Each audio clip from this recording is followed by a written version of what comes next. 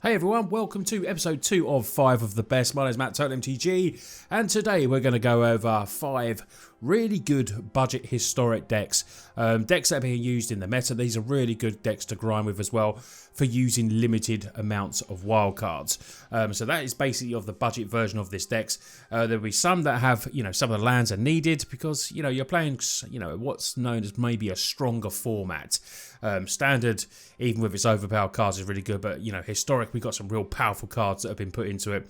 Thoughtseize, some really good cards. And with Kaladesh Remastered coming out very soon as well, historic's just going to get even more exciting. So, without further ado, let's take a look at the first deck. So the first deck we look at is Mono White Enchantments with just 7 rare mythic wildcards needed. Really low count for a really strong competitive deck. As you can see from the land base, very simple, just using 20 planes. If you wanted to upgrade this a little bit, you can use Castle Ardenvale as well, because it works pretty well with the deck. But it doesn't necessarily need that in the deck. So what you're going to be doing in this deck? Well, you're going to be building up, hopefully, a really big creature. You've got Core Spirit Dancer. I unfortunately, these are unhighlighted because they're not in my collection. But yes, it's +2/2 for each aura attached to it. Whenever you cast an aura spell, you get to draw a card. Comes in initially as a 0/2, and it's really what makes this deck really powerful is a card like this, because it can just get really big, and it just gets the +2/2 every aura attached to it, so it's not to end of turn, anything like that. It's a really cool, strong card, Core Spirit Dancer. It was a great addition to Arena. The other creatures that you have in it as well, we've got Alseid of Life's Bounty, really cool uncommon that can protect your creature, because you're going to be building these creatures up with this deck, and then you need to protect it. Other creatures as well, Selfless Saver. I've said about creatures that protect it. You can sacrifice this if someone's trying to kill your loaded up creature, then Selfless Saver can be sacrificed and it can gain indestructible. Now obviously that won't help against exile, but it does help with any wraths or anything like that as well. Ginger Brute is another one that can be built up as well. It has haste. It's a 1/1 artifact. Really cool card. Currently using obviously in standard. And the last creature that we do have in there as well, apart from our Lurus, is Hushbringer. Now Hushbringer, flying, lifelink, 1/2. Creatures entering the battlefield or dying don't cause abilities to trigger. Now, some decks this is going to be bad, so some decks it just is going to be, but some decks it's going to be really good against as well, stopping those ETB effects. And we have this in, there's a couple of, and it's one of the rares that's in there. Lurus is great for this type of deck because everything, mana cost 2 or less, during each of your turns you may cast 1 permanent spell from the graveyard, so we can get everything back. Absolutely, get core dice, get it back into play, and start building up with enchantments as well. We've got Glaring Aegis as well. Enters the battlefield, tap target creature modes, and it gets +1/+3. Very nice Sentinel Eyes that can be escaped back. So we have recursion in this deck, and we've got solid flip in there. Has a flash, gives it +1/1. Vigilance assigns combat damage equal to its toughness rather than its power. This obviously will have a bigger toughness, the Spirit Dancer. All in all, a very cool deck. Getting your enchantments on these, you can give it flying for evasion, and all it glitters is the all-star for the enchantments. It is absolutely brilliant. A cool uncommon, gets +1/1 for each artifact enchantment. Huge. If we can get this on there, get it flying, it's going to be so hard to beat. This is a deck that comes back and forward because of Lurus. Some people run more Lurus in the main as well. So if you want to, these are just set as in the minimum rares needed for the historic climb. But if you want to change it around and add a few more rares in, just feel free to do it. Like I said, Castle Ardenvale, or maybe, extra Lurus or something like that. But as is, this deck is ready to grind the ladder. Now, if you want to up your wildcards just a little bit, this one has 10 in. It's the same sort of deck. It's an enchantment deck, but for those of you that like playing blue, this is Azorius. This is Azorius Enchantments with Lurus at the helm as the companion as well. Slightly different, slightly different. It has the glitters, it has the Hushbringers, it has the cores. The main part of this deck is what it has. The bounties to protect the Selfless Savers. But what it does a little bit different is you've got something that can't be blocked, like Mistcloaked Herald, which is what adding the blue does, which is really good. You get to add this really cool enchantment, Staggering Insight, +1/1 when it deals combat damage, you get to draw a card. Blue loves drawing cards. Arcane Flight, it can use to give it +1/1 flying. And Curious Obsession, another really strong uncommon card. It gets +1/1 and it deals damage, get some more card draw. This is what we like. But at the beginning of your end step, if you didn't attack with a creature, you have to sacrifice this. So you always have to attack and make sure that you're going to get through with, obviously, the attacks. Otherwise, you will lose it. It will drop off. Curiosity as well. When Enchantment Treaty deals damage to opponent, you may draw a card. So this type of deck is slightly different. This is all based around card draw, getting value for your dollar here.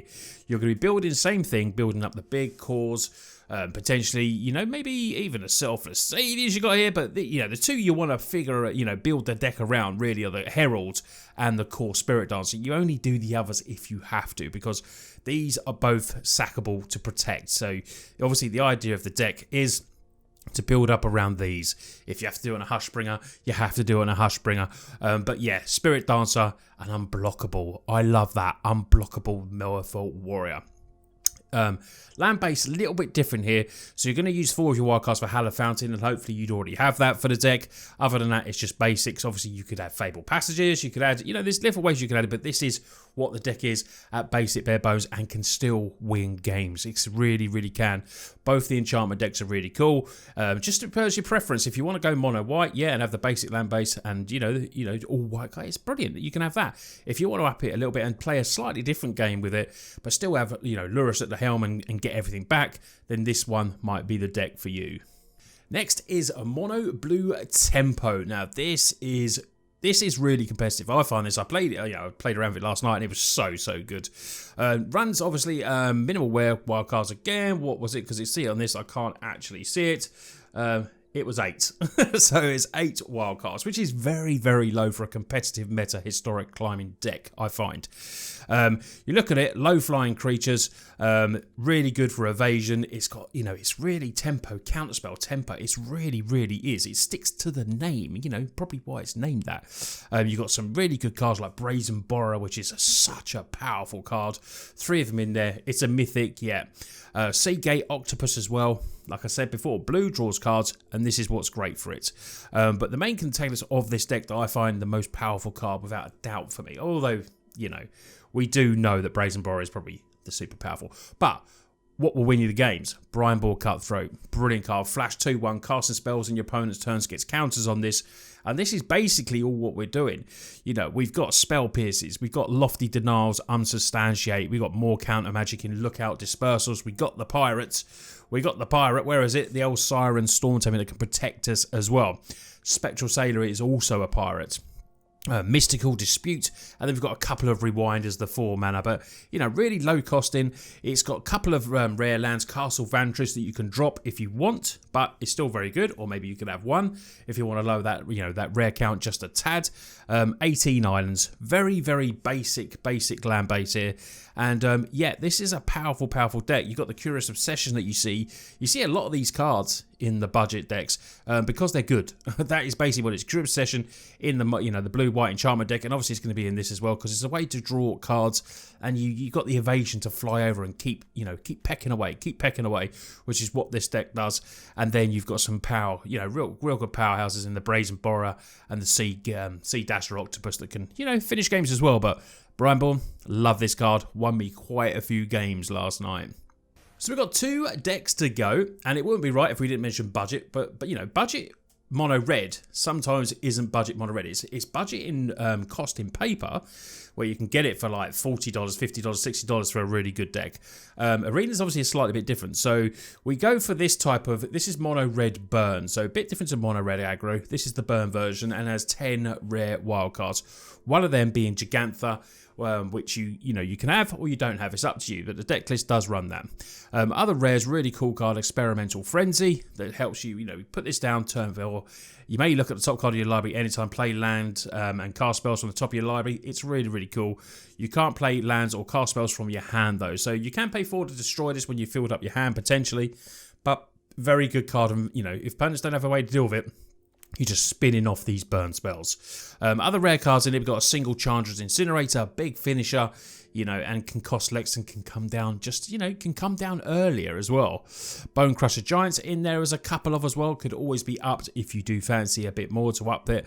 Runaway Steamkin is a good way of generating our mana and then feeding these burn spells into it. We've got Shocks, we've also got Lightning Strike as well. What else have we got? We've got Screw the Critics and Wizard's Lightning, which all can cost less as well. Once we got maybe Wizards on the field, or we've done a bit of damage, and then we could use the Spectacle cost. This has a lot of burn in this deck, a lot of burn. Creatures like Viashino that will come in and do damage as well, and Lava Runner that can get bigger with all these instants and sorceries that are in our graveyard. Bit of prowess with this. Sacrifice it, it deals damage equals its power to target creature or planeswalker. Shame it's not player, but you know, sometimes we have to have this on there and deal a bit of damage to the creatures so we can path the way, or maybe some awkward planeswalkers as well. Bit of card draw we have is Light Up the Stage, Spectral cost, paying 1 to exile top. This is just very, very good uncommon. Was definitely one from that set that was definitely one of the best ever. And the land's super basic, 20 mountains, so everyone's gonna have the mountains on there. Very good deck. Not, you know, people think mono red is easy to play. Don't ever fall into that. It's very, you know, using your spells at the right time, getting the right amount of burden, building up, you know, your Runaway Steamkins. It's not literally, although some people say, "Oh, just play red, play mountain, burn, burn, burn." There is tactical nouns you're going to need for mono red, but very, very good card, very good deck, and of course is in the top meta historic budget decks. So now we go to a deck that will literally just be fun to play. Does, you know, people do grind the land, it's a bit different. This is 4-color Gates Golas. I mean, this is 12 rare wildcards. Plays Uro, very cool card. Obviously banned in standard, so you know Uro is super strong. Golas, Tireless, Pilgrim. We want to be tapping for these colours to do stuff with, and we do have all these lovely guild gates. And if we're not winning with anything else, we got Maze's End. Maze's End deck. This is you just need a couple of these, so it's a couple of mythics. This is you know, this is for people that just maybe want to play a bit different. 12 is still low. You know, you see some decks with 30, 40, 50 even. I played a deck in Historic last night. There was a Historic Walkers deck that I found. And I think in total it had, what was it, 49 rares. So 12, still quite light. The thing with Maze's End is, ends battle tab, pay 3, return Maze's End to his own sound, search life for a gate card. Really cool. If you control 10 or more gates with different names, you win the game. Win the game just by playing lands on the field. Absolutely hilarious. Now, obviously there's Ghost Quarters, there's Field of Ruins in the format as well, so you know you got to stick around those sort of things, but really fun deck, lots of removal. Shatter the Skies, Gates Ablaze, which works brilliantly obviously with the Guild Gate decks, and then you've got Ixalan's Bind as well. Angel comes in 2 life for each gate you control, so you can potentially gain so much life. Ramping out Growths, Arboreal Grazers, and then you've got Guild Summit that can, you know, enter the battle for tapping the number of untapped gates you control, draw a card for each gate, tap this way, whenever gate enters the battlefield, and you control, draw a card. So it really does go for a deck and lets you, you know, find what you need. Get that Maze's End for the win, and then it's GG's. You know, this is a really fun deck. Not top of the meta decks, but it's a bit lower down. But I wanted to put something in there that's a little bit spicy, a little bit different, and yeah, for 12 rare wildcards, give Gates a go. So this was another 5 of the best. Any other 5 of the best, you know, episodes you want to do, you can put in the comments. Just let me know of any other things you'd like me to, you know, have my opinion on, or something like that. Make sure you check out the first episode of 5 of the best as well. That was really cool. So please, you know, got loads of support, and I was really thankful for that, for trying, you know, just trying something a little bit different on the channel. Thanks a lot for everyone taking the time to watch the videos today. Obviously, like and subscribe. Thank you to all my Patreons. Really do appreciate that. I appreciate everything you do for me. And yeah. Take care, the lot of you. I will see you on the next video, which will be tomorrow.